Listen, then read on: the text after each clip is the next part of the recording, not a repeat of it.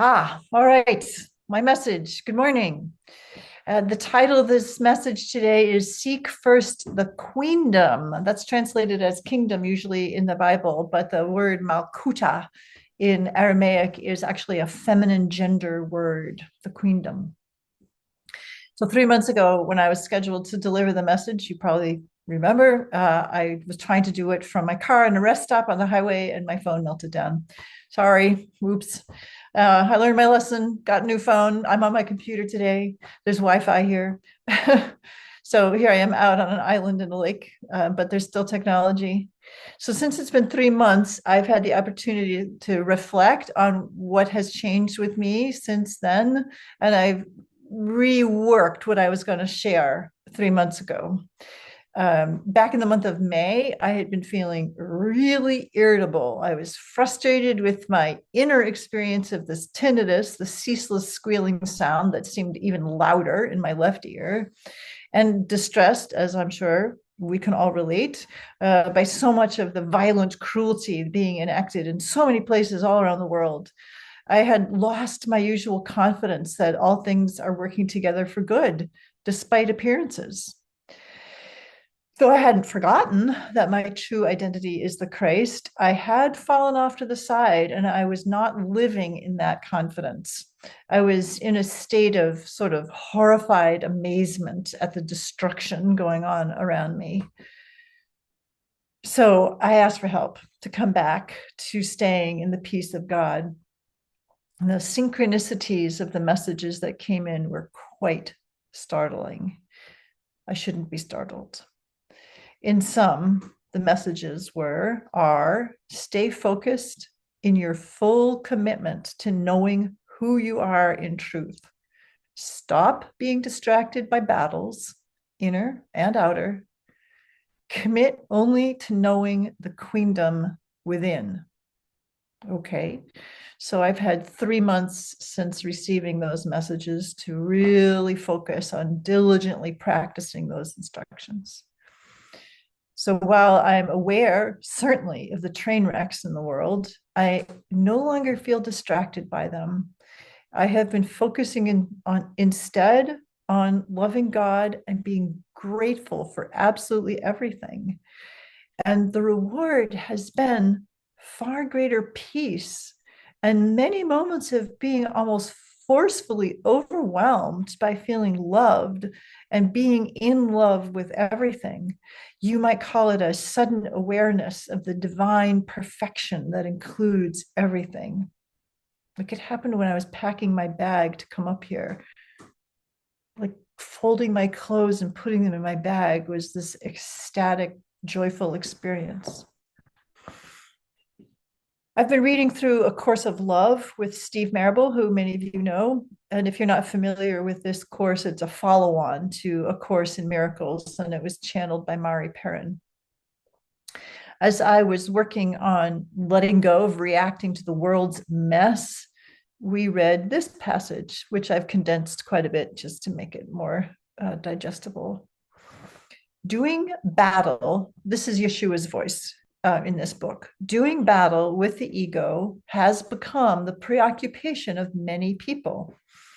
This is the classic battle revealed in all myths and tales of war and strife. It is the battle that in your imaginings has extended even to the angels. The ego is the dragon that must be slain, the evil of the despot to be toppled.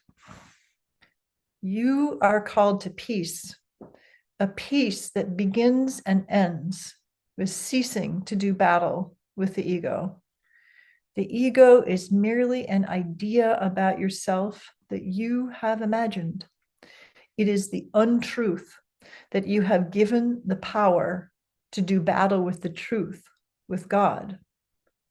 Yet a God of love does not do battle, for truth needs no protection. The truth simply exists. Remember now and always that you and God are one. In reality, with a capital R, all is shared. So all cannot be threatened by nothing. Remove faith from your belief in the ego self. Replace it with belief in a Christ self. Total replacement. As long as you hang on to both identities, you will not know who you are, and the world will not change. You may think you know who you are, and you may waste much time in perceived battles, valiantly fighting for good to win over evil. But this is not the new way, and the lack of value from this type of effort can surely now be seen. Well, this is me talking now. This is quite the challenge. Drop completely your belief that you are separate from God and from each other. Understand that everything that flows from that idea of separation manifests as conflict, the apparent battle of good versus evil. Understand that you don't want this. Conflict is caused by the belief in a separate ego, which is not even real. So don't pay it any mind. Conflict will disappear when you see yourself as the one unified child of God in continuous relationship with God and all of creation. This is the way in which what appears to be the external world changes into the new creation. So in late May, a group of spiritual friends with whom I meet monthly online asked me to do a channeling session. The same message emerged about staying in God's love and not engaging in conflict. So let's listen to some of this message. And I'm really right in the sunshine now. Let me see if I can move myself.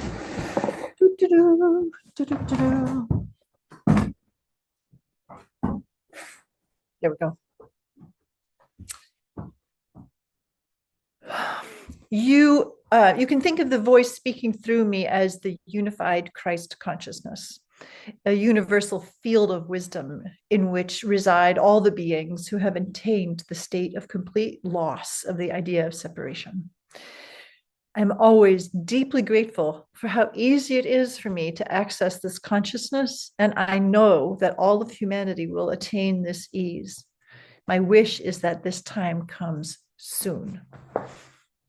Okay, so here are the teachings that came through in May. Now, you know that the times are very intense. And so it is of great importance that those of you who know you are the Christ gather together and amplify your power, your vibrational expression of the truth of God's love, because there is nothing else.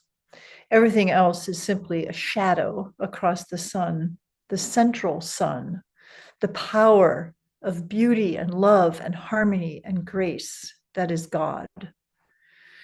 The world has many choices of possible directions in which the appearance of time can flow. You are all evolved enough in this group to know that time is an illusion, but it is a very convincing illusion. You are also evolved enough to know that the atonement has already occurred. When Yeshua manifested the resurrection, he completed the atonement. He completed the unity of male and female, of any polarities that the world appears to show. All of that has been unified. All human souls are simply on a journey back to being aware of the unity perfection that exists already and always. The choices that the world has to make will accelerate the appearance of that timeline or drag it out. It will not stop the timeline because that has already occurred. So we reassure you not to despair at any of the suffering that appears on the screen of the world. It is very challenging for the human mind to understand that suffering is an illusion and not to think that that sounds callous. It is an illusion. All human souls are by nature light. Nobody is a body. Bodies suffer and imprints are made in the pattern of thinking in the egoic expression of the soul. So relieving suffering is of utmost importance to liberate those constriction patterns in the thought process of each soul.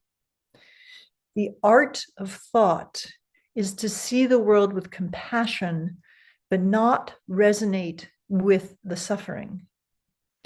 This is teaching that you have heard before, but it is always very difficult to manifest.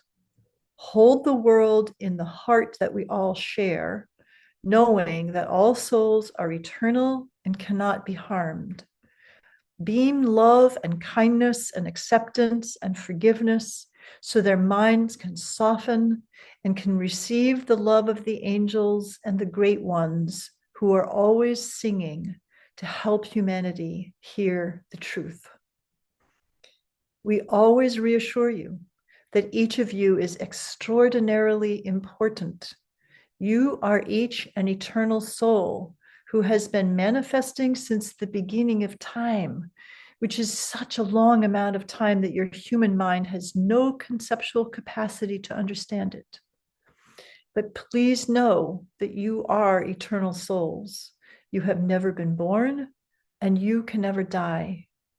Your role is extremely important in amplifying the confidence in the truth of love.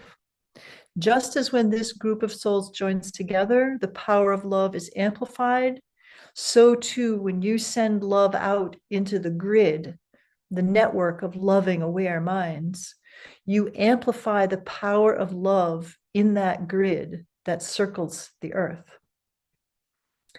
So a friend who is in the group presented this dilemma. She says, I've been more aware of an energetic excitement about the political battles that are going on. I ping pong between this high energy of anger and righteousness, going to a march and finding it thrilling to be with other people who are joining in the same way. And then I also don't trust it. I'm sure I'm supposed to be utterly in peace and have a loving expression and express my Christedness, but that doesn't feel like the way I feel. I'm aware in more peaceful moments that the energy and excitement about it all is very engaging, whether you're reading the news or arguing with a friend or at a march or having righteous anger.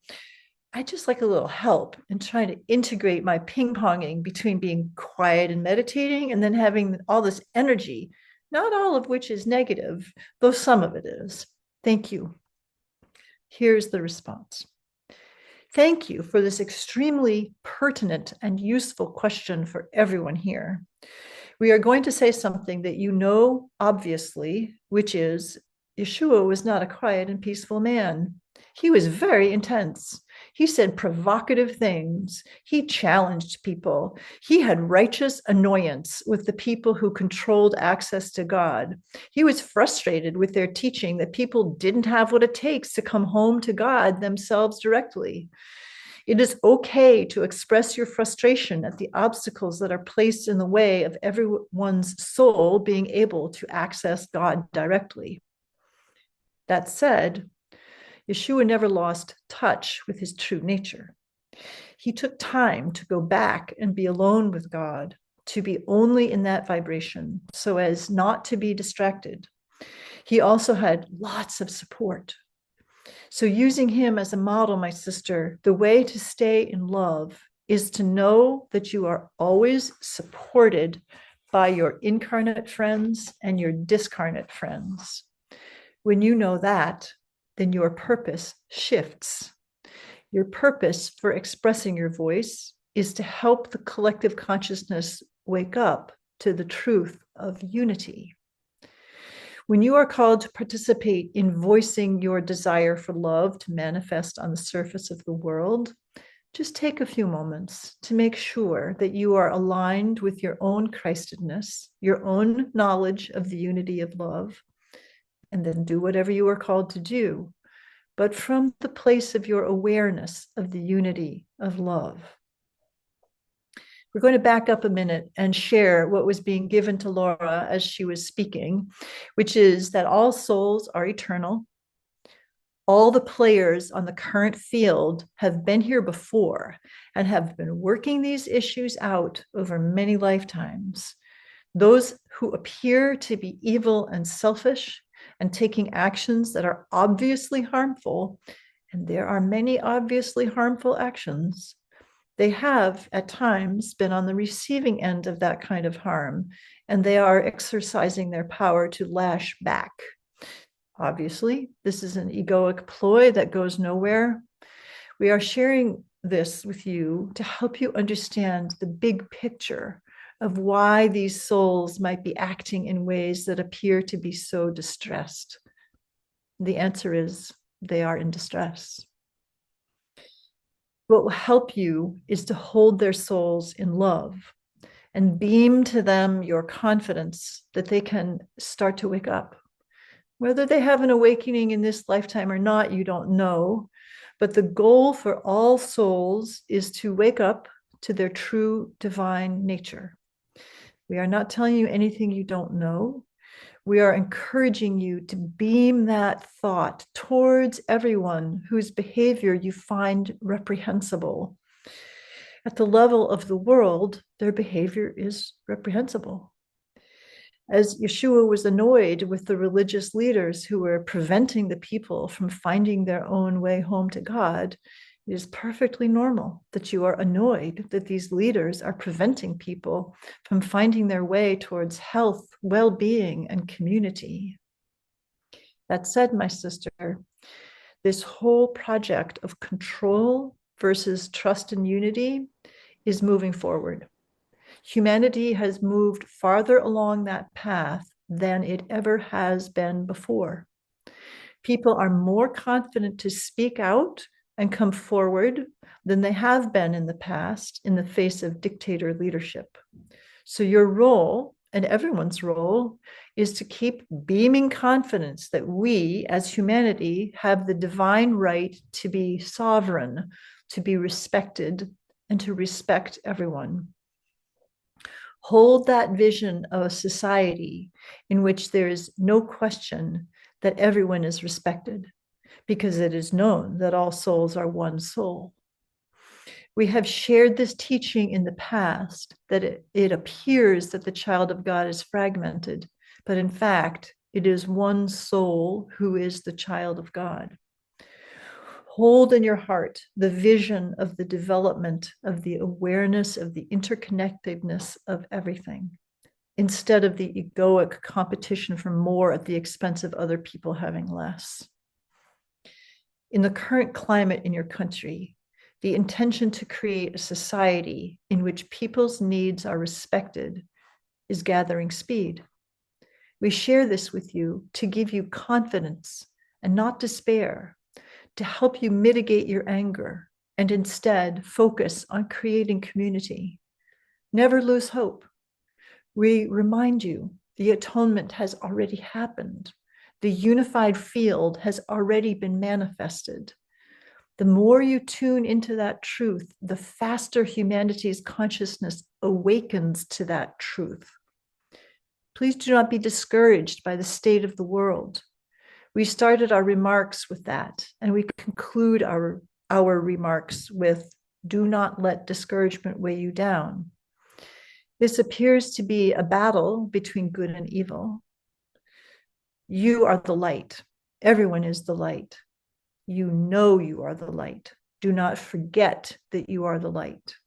As you beam light around the planet to all of the heart minds that are waking up, you amplify that energy. We adore you. Please continue loving God, which is the same as loving yourselves and as loving your neighbors. So I have one more chunk to share with you. The third synchronous message that came through last May when I was struggling happened when I joined in Christ consciousness with my friend John, who lives in Wisconsin. What emerged was a very clear personal conversation between me and Yeshua. I've never had that experience of, actually responding to him and him. It was very clear and direct. So I started with saying, I come humbly before the great ones who never doubt their knowing of who they are. I'm asking most sincerely for help. I do trust that everything works together for good for those who love God. I'm asking for help in moving forward with the process of whatever the noise in my head is doing for me. I know there's something for me to learn or transcend, but I feel quite stuck in resentment and self-pity and just plain discomfort. I've been listening to this noise for 2.5 years. Now I see Yeshua on my right side with his hand on my shoulder, and he's saying, I'm wanting you to notice that you are only hearing it in your left ear these days. You have noticed that, and it has been hard for you to be grateful. It's hard to hear silence. The silence in your right ear makes the noise in your left ear appear all the louder. Just sit with me in gratitude that the sound in your right ear has greatly diminished. I throw myself at your feet and I will do anything you ask, I say. He laughs. Exactly. We do not require suffering to ask for your full commitment, but we do ask for your full commitment. Yeshua then comes around and stands in front of me, both hands on my shoulders. I can see his face with crystal clarity and his wavy light brown hair. It is a very intense experience. And he says, I'm asking for your full, undivided attention. You have been dividing your attention. I know, I say. You have been very distracted by the ego drama playing out in all of the communities across your country. The drama of the ego's need for control and people's willingness to participate in that drama as if there's some benefit. You know there's no benefit. Don't give your energy to that anymore. I'm even giving you permission to stop reading the news. Oh, Yeshua, that's a hard one. Laura, you're forgetting. You have access to the wisdom of God. Why do you need to read the news? You will be told what you need to know on a need to know basis. That's not your job. Do your job. Don't do somebody else's job. So I respond, I do thank you that the sound in my right ear has greatly diminished. I am deeply, deeply grateful. And I do commit to only listening to you. That's what I've been asked to do and what I have signed up to do. I cannot bring your words out into the wider audience of the world in our book while I'm being distracted by the terrible thinking of egoic fears. He says to me, the screeching in your ear is your habit of being distracted by the suffering of the world. You came into the earth plane knowing you had the very high purpose of finding the way of harmony, but you've been distracted by the suffering of the world. This is not a condemnation. It is an observation. I say to him, I commit to cease distracting myself by the suffering of the world. There is another way. He says, it is a two-way street. I can help you heal your left ear, but you have to walk with me and stop with the distraction of listening to the suffering of the world. I make that vow. Yeshua then shares a story from his human life. When I was in Kashmir, I didn't get weekly reports of all the battles between the kings and the princes and all the suffering of all the illness of the poor people. I was not given daily briefings. I could tune into that if I felt so moved, but that was not my purpose. My purpose was to work with the great teachers who were my guides to learn to live in every moment in the highest vibration of Christedness. I could see the suffering, but I needed to be far away from it to let go of being distracted by the suffering. In my previous lifetimes, exactly like yours, I also was distracted by the suffering. I got involved in battles. I had to learn to let that go. That is not the way. To find the Christ path means seeking only the Christ path. You've heard me say that before. I do mean that. I have told you and John this before, that you both do the same thing. You straddle two worlds. You know who you are. You know your true self. You know you are the Christ, and yet you get distracted by your story in the world. Stop. Half joking, I say, okay, but I want to guarantee that the noise in my ear is going away. And he just laughs at me. That is a statement of no faith, isn't it? Yes, I admit. Remember what you've learned. I never said, believe in me. I said, believe like me. I, as a man, and now as a vibration of consciousness, I'm being interrupted. Hello, I am delivering a sermon to my church. Would you mind not walking in? Yes. Thank you so very much. Guest of my brother, I guess. I don't even know who that is. So I, as a man, and now as a vibration of consciousness, I don't have pure faith in God. I know that there's nothing else. It's not faith, it's knowing. Know like me, not believe like me. Know like me, and you are free. Seek only the queendom, nothing else. That doesn't mean don't interact with people. It means don't get distracted by the train wrecks. And while the ego has sway, there will always be train wrecks. Getting distracted by the train wrecks is never helpful. Stay in knowing who you are, nothing else. Hold me in your hearts. Remember your profound awakening that the Christed awareness lives in the heart, in the physical body. Stay there. This is actually serious business. You can distract yourself for as long as you like. You know how it works. It takes a few more lifetimes. But maybe you don't really want to do that anymore. The choice is yours now.